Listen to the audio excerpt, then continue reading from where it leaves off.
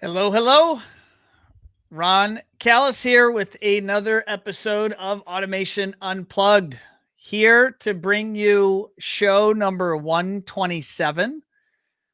Today is Wednesday, July 1st.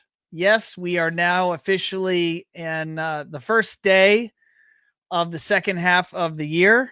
Let's hope it gets a little better than the first half of the year. And it's a little bit after 12:30. And let me jump over to Facebook just to see if we are in fact live, and let's see if technology is behaving. So far, Facebook is actually acting a little weird, so bear with me here. There we go. It does look like we are live. So I want to share with you folks actually some pretty cool a little marketing adventure that One Firefly is going to go down, and you guys will be the first to know this because what I'm about to share with you actually just went live. I want to say in the last few hours, but what I'm going to do is I'm actually going to share my screen. There we go. So what you are seeing here, this is the CE Pro website.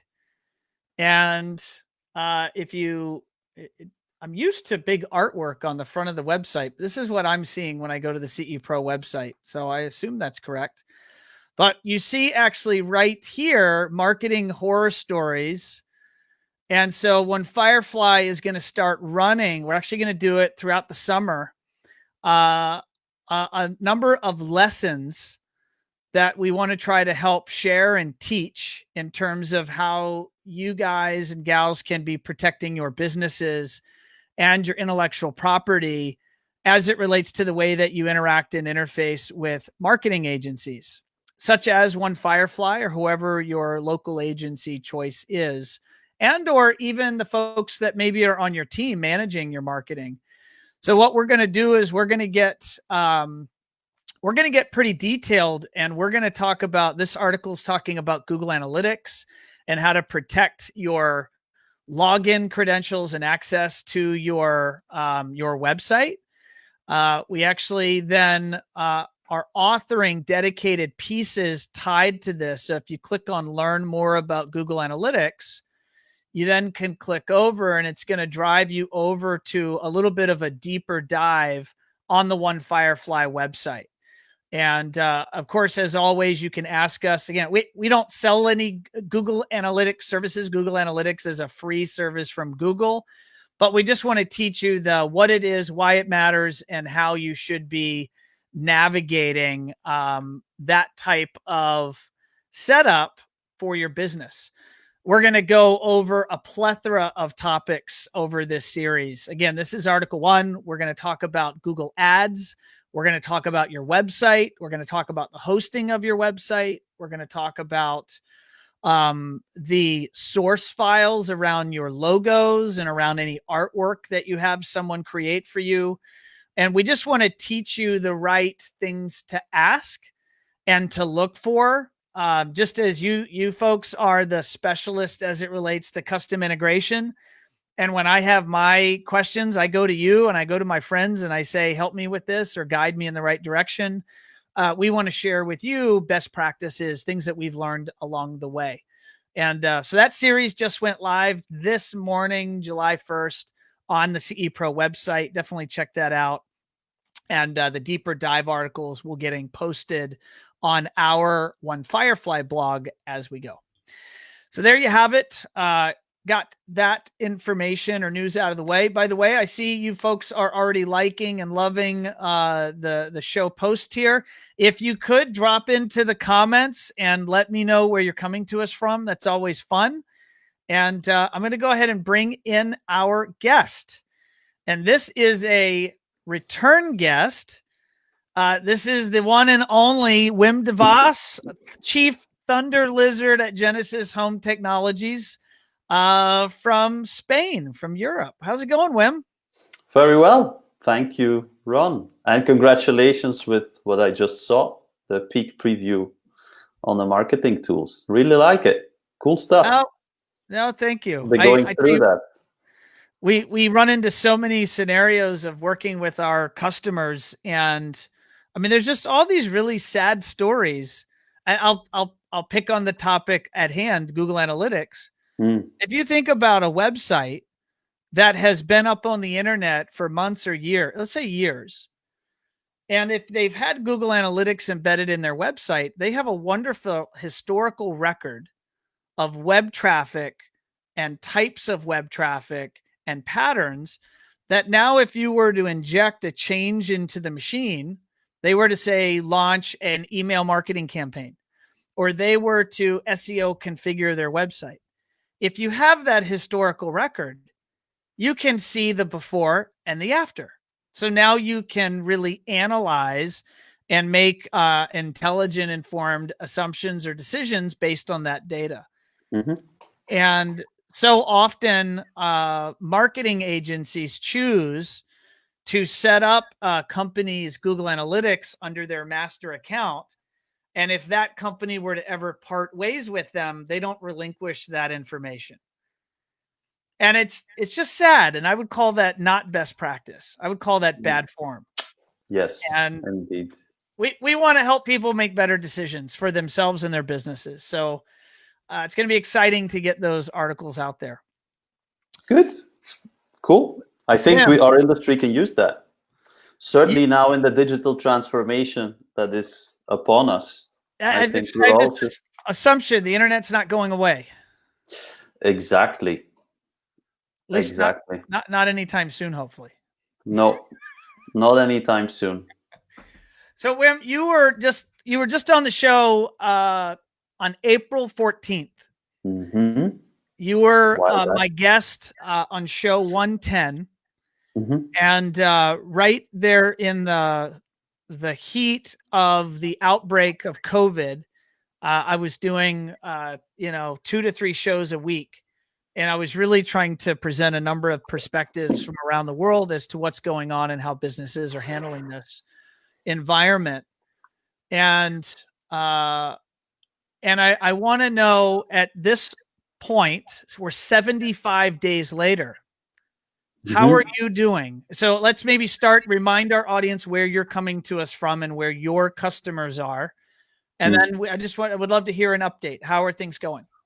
So for us, COVID-19 really started as a business, as people, to live with this on 14th of March. So exactly 1 month before we spoke.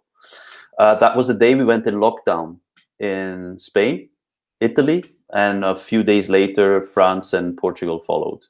So south of Europe, I think after China, was the first part of the world that was really hit hard. Some of you may have seen the images of people lying on the floor in hospitals, simply not enough beds, people dying alone because nobody was allowed to go and see them. So it was from the 14th of March, it went to 14th of April. 1 month, it was really tough because it went from bad to worse. It also meant that the way lockdown was applied here is we were not allowed to leave our homes. So I've been in my own house without being able to leave for any reason except go to buy groceries. Like restricted by the gut, like you're legally not allowed to leave the house? Police in the streets. If you were driving in a car with a second person in the car, they would stop you and fine you and send you back. You had to prove that you were going to the pharmacy or to buy groceries, either on your way there or on the way back with a ticket with groceries in the back. So yeah, I've been 60 days with my wife at home, and that's it. That also means, of course, all companies completely stopped. I mean, certainly in our business, I sell products to installers. If installers cannot go anywhere, they don't need product to install. So my business actually dropped from where it was to 10%, and that lasted for about 3 months. So that's been going on for 90 days, more or less. Where are we now? We are now in for 4 weeks, 3 to 4 weeks, because you get used to this very quickly. As things get better, you get used to this very quickly. It seems like it's already 2 months, but it's only 3 weeks. We're allowed to go out. Our installers are installing. People go out. There's still very many restrictions. So bars and restaurants, many are closed still. Hotels, 10 to 20% of hotels are open. All the rest is closed. So some sectors are still very heavily hit. We're just the tourist season starts this week. So of course, south of Europe. Will there be a tourist season? Yes, but what the countries are trying to do is to keep it as local as possible. So they're inviting people to stay local, still enjoy themselves, and if possible, go on holiday, but not go and fly to the other side of the world everywhere. So it will be a big hit for the economy. But I think Europe isn't even allowing Americans in now, right? Are we officially banned or blocked? Yes, banned and blocked and not allowed in. And like them apples. Yeah, but I mean, it's waves in the end. You know, we went. Also, Europeans are still not allowed to just travel to the US, so we kind of forget that. But that was done for all the right reasons. I think if you're trying to contain something like this, and movement and viral infection is an issue, then you need to make sure people don't move too much. It's not politics. It's math. It's science. That's it. So so that's where we are. For us as a business, a few things I think we did well, and a few things we did okay, but I was totally wrong.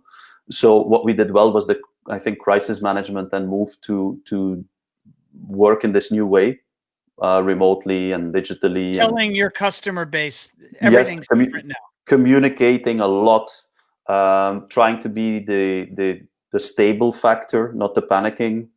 Add to the panic. Try to be there for our customers. And then what I got totally wrong, and I'm happy I was wrong. I was very worried about the ability to survive this crisis for my customers. They're small businesses like myself, but most of them even smaller than I am. And I thought, 90 days without an income and so on. But, well, none of our customers fell over. 300, none of them fell over. And we've been talking to them at least once or twice a week, to each of our customers. And on top of it, they're all very positive, and they were already positive while we were not really able to do business again. So the sentiment in the market or our industry is very positive, and the resilience is huge. So I think that's very promising for what's ahead of us.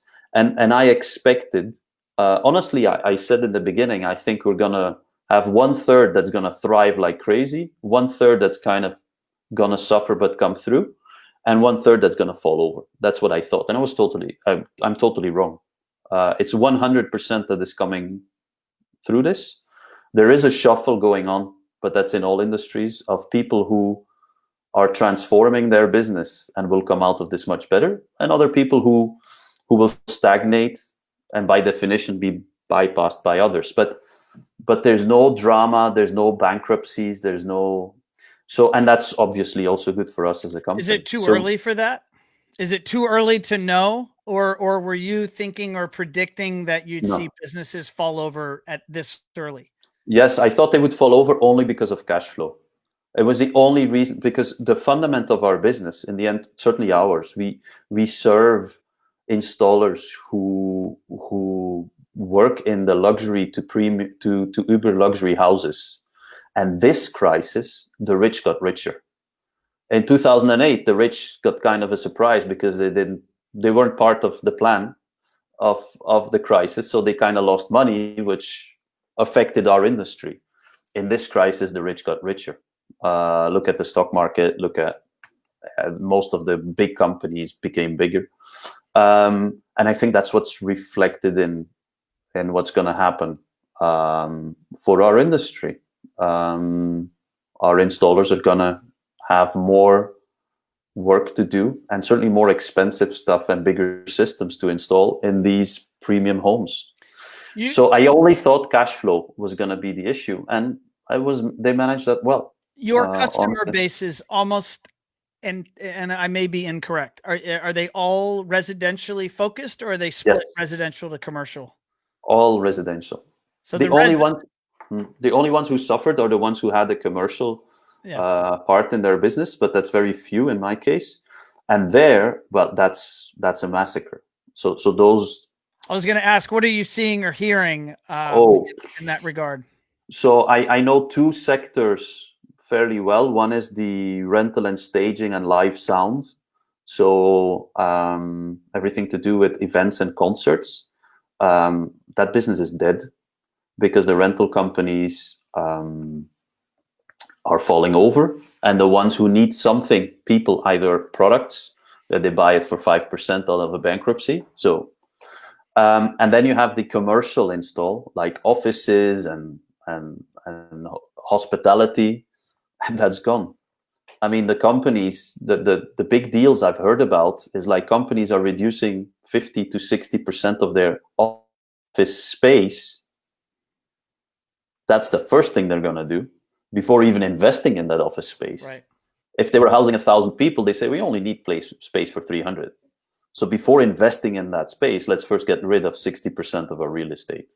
So again, that business is gone, I think, for 2 to 3 years. So I know you're a student of, and I mean this literally, American history. Like you love watching or studying or following what's going on in America, and I only know that because you've shared that with me. I'm not advising that that's a good way to spend your time, but it's something that you do.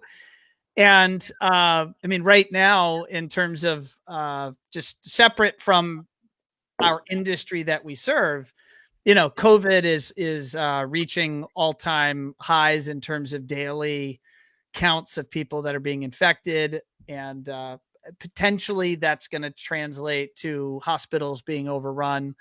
I don't know that that's occurred yet, but it's forecasted that might happen. And there's just a very interesting or strange economy, as you mentioned. You know, the U.S. stock market is at an all-time high. It's the strangest thing. Like or not,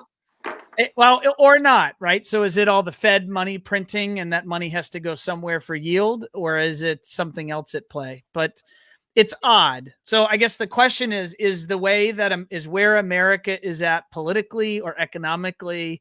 How, if at all, is that affecting you in Europe? Like, what are you seeing or hearing or feeling, other than the Americans are now not allowed to travel to Europe? Oh, that question has so many possible answers, and of course, this is like everything else, is very much my personal opinion. If I start in our industry, I think, and maybe there are things to be found in American society overall, what's going on. I think upstream, so I just said I think the installers are pretty okay. They're very okay. They're going to come through it, so my customers are fine. Then when I look upstream and I look at my suppliers, of which many are American firms, I think there was a tendency to deny the situation for quite a while, whereas it should have been an opportunity to learn and prepare. The same way, honestly, as Germany and other countries did. I mean, they saw it was first in China, then it was in south of Europe, so you have time. I think that time also on the business side was maybe lost in the US. And then what happened is that typical American economical phenomenon that when it goes well, it's like champagne all over and golden taps and doorknobs. And when it goes bad, it goes through the floor. And then suddenly the axe comes out.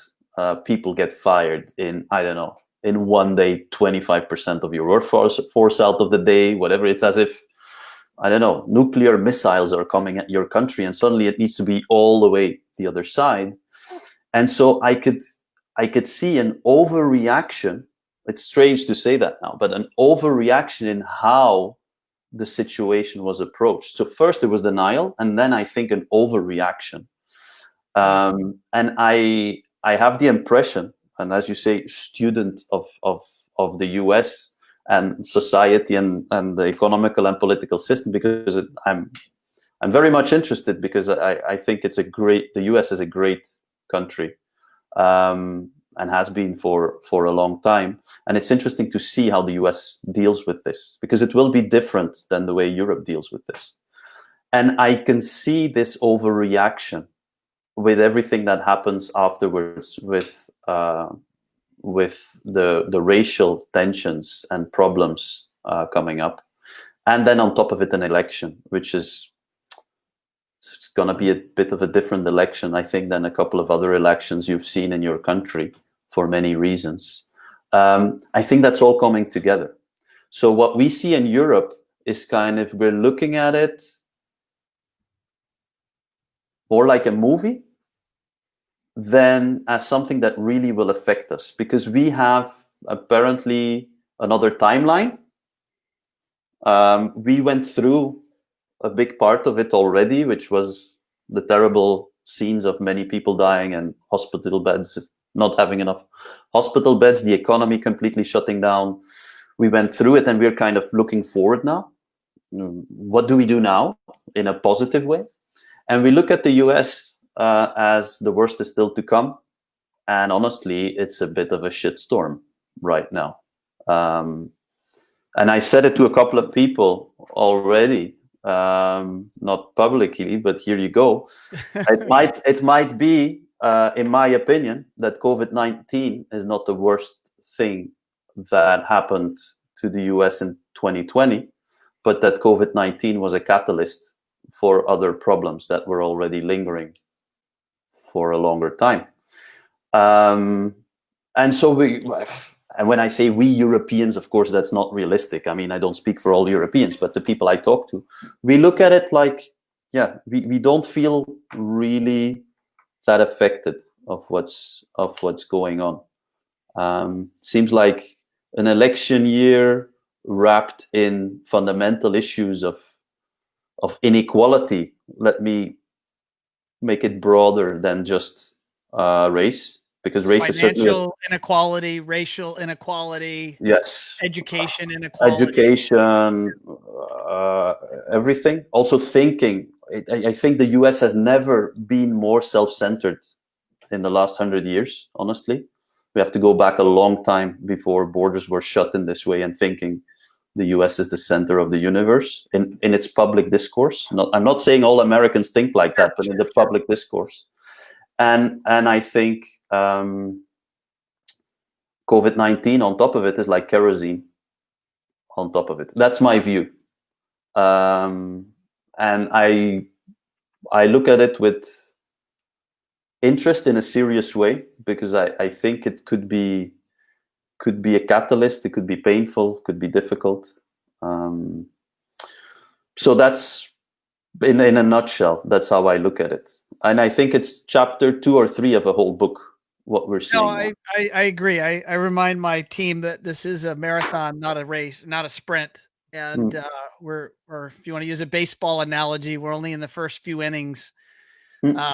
Versus, we're not in the 9th inning yet, so just steady as she goes. And that puzzles me. It truly puzzles me. I have no explanation, because typically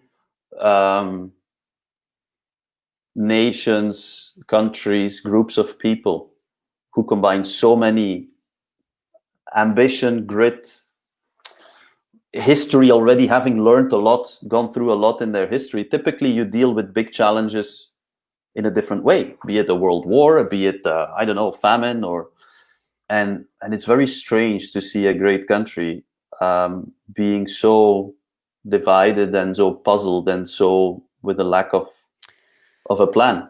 I think there is a plan. I just don't know that we're in on the plan. And at the end of the day, there's a strategy there to break people up and divide them for those that are trying to achieve certain outcomes. And this is not conspiracy theories or whatnot. I'm just saying that there's division is a strategy.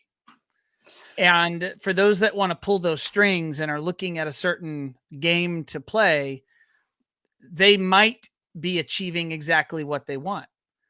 I think it's hard when you're, a cog in that machine, and with so many stresses on you personally and professionally, to know, it's the adage of, you're in the forest, you don't see the forest for the trees. And I suspect there's some of that going on. I mean, there's big macroeconomic fundamental challenges to the way systems work globally that are being looked at and analyzed and challenged. And I think people in power generally fight to stay in power. They generally do not want to, whether that's people with means want to fight to keep those means, or people that have political power want to fight to keep that political power. You ever notice that a politician who's out stumping says all the right things, and they say all of these things they're going to change, and then they go into the machine and they become one of them, and then rarely are they ever, I won't say never, but rarely are they ever able to accomplish the things that they promised. And it's usually not their fault. It's the machine. There's fundamental challenges. But we are the machine. It's a shared responsibility, in my opinion. We are all part of the problem and the solution. Because for me, it's my personal view, it's too simple to blame a small group of people, happen to be politicians or whatever. We can all do a lot ourselves. And that's your point. You can only be divided if you accept you will be divided. If you refuse to be divided, you only get stronger as people try to divide you. But of course, it's hard, because it means you have to accept more difference, listen more, yes, be wrong more than to be right. But then you're unbreakable as a group or a collective. And that's not purely an American or a US problem, but I do think we are all students now of this American situation, and we all everywhere have to learn from this. Yes. What we should do may be different, or what we would do in that situation when it will present itself.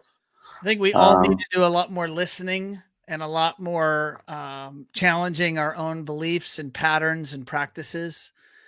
And I think if we did that, we'd all be better for it as a global society. I think we have to really rethink a whole number of things. And with rethink, I don't mean convince the other of my idea. I really introspection as a company also. As an individual, as a business person, as a son or a brother, but also as a company, we have to fundamentally first rethink before we restart. And rethinking means accepting to be wrong. And like you say, listen to other people and really listen. Like they may have a point, which means I may have been doing the wrong thing for 10 years. And I don't see that happening right now at your end. And again, I'm generalizing. There are people doing this. But that's my opinion, why this is accelerating, this snowball. I think this can only be solved if we stop and we rethink a number of things fundamentally. And I'm trying to do that on my micro level for our own company. Yeah. Our business is back. And instead of going back to running, I'm now, which is very strange, I'm pulling the brakes. I'm saying now that business is back, now we have to rethink, because now there's potential movement. And now we have to think if we want to do it the same way, or we may have been doing it wrong. Even if we've been growing, we have to really rethink. And that's how I look at the situation that you're in. As a nation or a society, and let's see. In the end, you guys always come through. I'm confident. I am optimistic of the American people and the Me too. DNA that is America. I'm confident we'll figure it out. We'll be better and stronger for it. Yeah, But I think so. it can be challenging and stressful and scary as you're in the middle of that sort of change, that sort of turmoil. Mm. So you have a philosophy, Wim, around business moving forward. I'm very happy to hear your 300 customers are doing well. But you have an opinion that it's still not business as usual, that there's a restart. There's a startup phase that these businesses need to be approaching the landscape in front of them, because everything is different. I mean, will there be movie theater? I'm just giving a random example. Will there be movie theaters? When will it be appropriate to shake someone's hand? When will it be appropriate to gather in small spaces without a mask? I mean, just life and business are different. So Yes. how are you approaching that and or advising or coaching your customer base? I think this whole talk about the new normal, that was the easy part, because it was kind of, we know things were not going to be the way they were before COVID, but we didn't know how they would be different. And what I'm seeing now is that there's books and speeches written about that. After 30 to 60 days of doing something new, it becomes a habit. And of course, in day 10, you don't know what your new habits will be in 6 months because you're in the middle. But what I'm seeing now is that there are already new habits, and those are what I would call the first order habits. I mean, in Spain, people wear a mask wherever they go. You do not enter a shop without a mask. So after 60 days, you're used to wearing a mask, washing your hands, and having alcohol to disinfect on you. That's the first order new normal. That's the easy one. My question is, what is the second order new normal? How are those first order new normals going to affect all the rest the way we live? And I think we are going to write that ourselves. So are there going to be movie theaters or not? Well, I don't know, because I think we first have to get through the first order new normal, which is go with the mask, sit at a distance. I don't know how to deal with it. Am I going to buy that popcorn that somebody gives to me or not? All first order changes, and that will affect my second order behavior. Like, will I go to the movie theater on Friday? Well, honestly, it was such a hassle the last time we did it. Let's stop and not recreate that habit. Maybe I'm going to go, I don't know, outdoor eating on the beach instead. And I think it's also up to us to be inventive, to create those new habits, because the fundamental habits stay the same. We are social animals. We like to connect with the people that are dear to us. We like to have a good time. We like to laugh. We like to discover new things, which is either travel or discover new things. Kids are the same. So there's a lot of fundamental needs. And now it's going to be a search for what I would call second order. And that's what I mean with the rethink. We have to go back to the basics and then rethink, like, hey, if that's what I want to have, like with my parents, I have breakfast with my parents now every week. My parents live 2,500 kilometers away from me. But we decided to have a Zoom breakfast once a week. Oh, that's cool. And because my need was to see my parents every month. So I take a plane, I travel to another country, we spend 3 days together, I come back. So that need remains. The second order changes, I cannot take a plane. First order change, second order changes. So what do I do with this? And I think there's so many things that are going to happen, but it's up to us. As a species, we're pretty creative. And anybody who tells me how we are going to do all of this 12 months from now, I'll listen to them, and it's interesting. But it are so many people and ideas and new factors interconnecting that it's a very, very complex. It's like being in the Matrix. There's a lot of stuff going on. But I think it's about fulfilling our needs and desires in a new way, in a new type of environment. And it's going to be fun like it was before, but probably it's going to be in a different way. What is a book you're reading now, or you've read in the last couple of months that has made an impact on you? Well, an impact. Yeah, when 8 weeks ago, or when was it that we last talked about 10 weeks ago. Yeah, so when the States entered what I call post-COVID crisis, which is the racial disturbance and problems that surfaced, I talked to someone that also cares about this, and immediately sent me the book by Trevor Noah, Born a Crime, which I think is stunning. Everybody should read this because it's funny. It's a real story, and it confronts all of us with bias and things. Trevor Noah, he's South African. He's South African, and he moved to the US. Yes, and he's mixed, as they called it in South Africa. So his dad was white, and his mom was black, and so he fell in between all the cracks already in South Africa, and so that was fantastic. I really enjoyed that.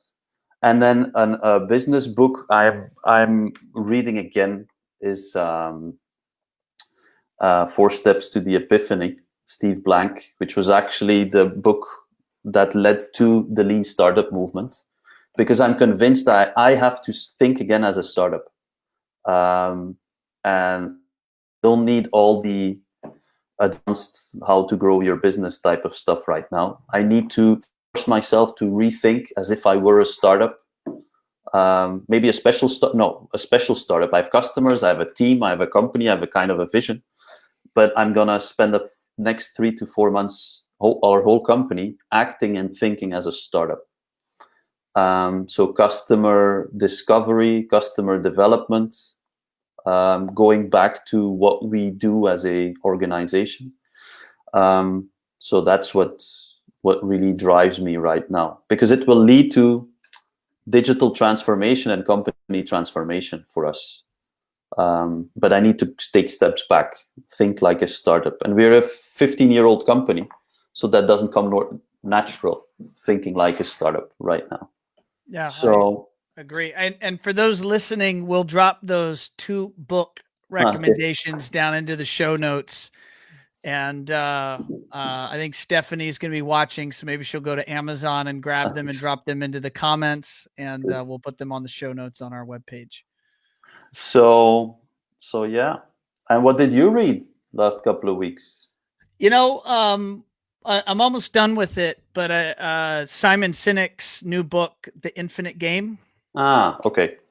I've really valued consuming that, and I'm behind his belief system that business is an infinite game, and yet many of us practice it as a finite game with immediate, sales targets or profitability goals, within this month or within this quarter, or within the year.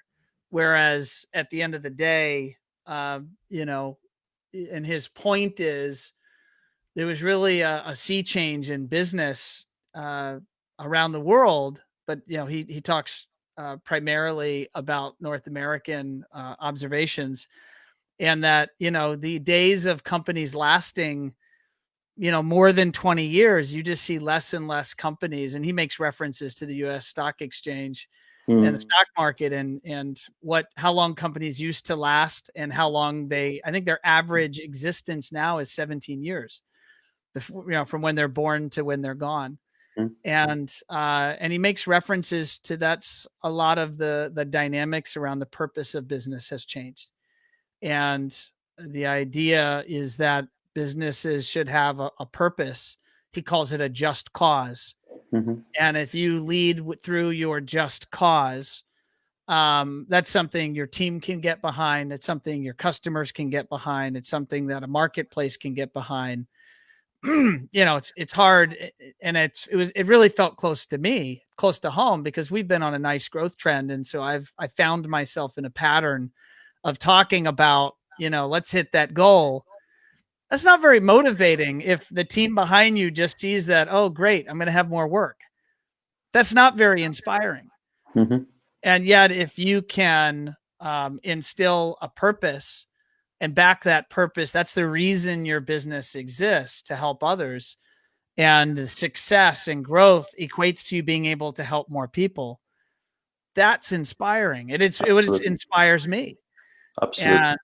And so I that book really hit close to home, and it's immediately affecting change within our company, and we're instituting changes throughout the company in how we present our goals, our targets, our purpose, why we exist. And so there's a lot of soul searching and really redesign of our business that's happening right now from that book. Good. Cool. Good. So I have a random question for you. Out of the blue, I have a personal hobby, which is I like to study cryptocurrency. And I'm curious, are you another one? a student of Bitcoin, Ethereum, all the cryptocurrencies? I know this could be a rabbit hole. I'm meaning my audience may or may not even know much about this subject. I don't want to make any assumptions. So just keeping it very high level. Do you know what that is? And do you read or study any of that? Yes. I don't pretend to be an expert, but I try to follow conversations on the topic, which can get fairly heated. So yeah, I think it's. Do you personally invest or put any of your discretionary income in any of those types of things? No. I do invest, but I do not invest in currencies overall. So I don't invest in the US dollar. I don't invest in the euro. I don't invest in Bitcoin or Ethereum or anything else, because I think that's a lottery ticket. And you have the ones with more volatility, like currently crypto. Mm-hmm. And then you have a bit less volatility, and then you bet on an election in the US or an election in Europe and whatever, and you take the yen or the dollar. I don't do that. I invest in companies that I think I know a little bit about, and that I think can, or baskets of shares or economies and so on. So no, I don't put my money in it because I don't think that's the way I want to invest my money, but I do read about it, and I try to be up to date, because there's a lot of things. Crypto, in my opinion, is at the crossroads of many different things. I mean, I'm not a big fan of the banking conglomerates, and that's a huge understatement the way I just put that. So in that light, I welcome crypto, because it will change things fundamentally, and it's interesting how some of the big banks now adopt that. Then there's crypto linked to the moguls in Silicon Valley, who are seeing that, in my opinion, as yet another way to solidify the status quo. I mean, Facebook and Amazon are both working on one. That's, I don't think, to better the world that they're doing that. And then there's economical possibilities. I have a friend of mine who works on a national crypto in Brazil, because he is trying to take microfinance systems to crypto, to basically keep them out of the, let's say, controlled economy, to let people transact. Because how do you sell 4 chairs versus a quarter of a cow? In microfinance, it's difficult. You always need real money. But if you could also take real money out of that equation and do that through a cryptocurrency, right? So I don't pretend to know a lot. You tell me, what should I put my money in? No, I'm not even. I'm not. Well, okay, Bitcoin, but beyond that, it's a. I don't want to say controversial, but it's a hobby. I'm not smart enough to fully understand it and understand how it'll play out. I don't pretend to be. Sometimes I play one on TV as if I know, but I do enjoy studying. It has been very interesting to be a student of economics or macroeconomics and different theories of economic principles and practices, and then to see the world going through what it's going through and to juxtapose those two topics. It's been interesting. And I like to learn about things that I don't understand or fully understand. And so I'd put this into that basket for me. I try to listen enough to where I pick up patterns and I understand who the thought leaders are in different departments. And I'll, check their Twitter feeds on occasion and kind of see what they're saying about certain things. And it's interesting because I think I'm with Mark Cuban on crypto. I think it's the future, but there's too many big barriers and questions still. So it's in its infancy. Yeah, it's gonna happen for sure, but I don't think it's clear yet. And I'm not saying I'm with Mark Cuban because I pretend to know as much as he knows. I'm just saying that is the position guys, you and I that both I agree with. He should run for president of the U.S. or vice president. They should figure it out. I mean, my ticket. I'll send them an email. Who's your ticket? Who should be running the U.S.? My ticket is. At this point, right in now, history, July 1st, 2020, they should this Saturday announce Mark Cuban and Oprah Winfrey, because I believe they can cater to a very broad audience in the US. I think they both have a kind of 2 toes in, 3 toes in kind of this whole presidential thing in the past. So they can't turn around and say they haven't thought about it. Sure. They're independent financially. And more importantly, they're independent press-wise. They could go on CBS, Fox, Facebook, Twitter, Netflix, whatever, without being owned by those media, which are currently very polarized. And they could just keep saying what they think they have to be saying to try and bring that great nation together. So that would be my ticket. I like your ticket. All right, I'm going to close Wim the show with something again I haven't done before. Okay. What question do you have for me? What question do I have for you? Will you come over to ISC February 2021 in Barcelona? If they have ISE, they will. If the event happens, I'll come. Then you will be my guest, because we will be opening our brand new showroom in the center of Barcelona, really smack in the center, on top of a luxury watch shop, 250 square meters with a fantastic home theater control system, luxury living room and everything. And you'll be my guest of honor. We'll do a Facebook Live from there. I love it. I'm honored with the ask. I'd be pleased to come over. I last attended ISE in Amsterdam. I actually brought my wife Daniele over. We attended a few, maybe like in 2011, maybe 11 and 12. And I remember we had such a wonderful time. So I loved being there. I was going over there for the wrong reasons. I was over there to try to solicit business. And I realized I had no need to go to Europe to solicit business. Not that I would turn down business from anyone anywhere in the world, but historically there's been enough customers needing assistance right here in my backyard that I'm very blessed. I haven't needed to go to another country to get, new customers or new business. But I would absolutely go over there just to see all the new tech, see the people just that make come this over to have a good time. Yeah. Bring your wife. Absolutely. All right. You got a deal. Virtual high five handshake. There you go. Well, there you go. Wim, as Deal. always, sir, it's been a pleasure to have you on. Again, we'll close. How do you want people to get in touch with you if anyone wants to follow up with you post-show? Our website, genesis-tech.eu. My contact details are there. Either LinkedIn, my name, or Facebook.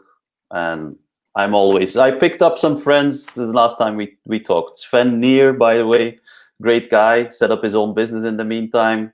Fantastic job. Some other people got in touch with me. So fairly easy to find me. So always welcome to learn and listen to what's going on. Awesome. All right, Wim. Thank you. Pleasure, buddy. We'll have to do this again, Sue. Check in with you a little bit further down the road. Okay, do that. All righty, folks. There you have it. Episode number 127 with the one and only Wim De Vos. He's always full of ideas and opinions, and he's really out there to serve his customers and serve this industry to help push us all forward. So I think he's very inspiring. I just saw a comment here from Mario. What's up, Mario? He says, inspiring as always. Stay safe. So thank you for watching and listening, Mario. I hope you and your family are well.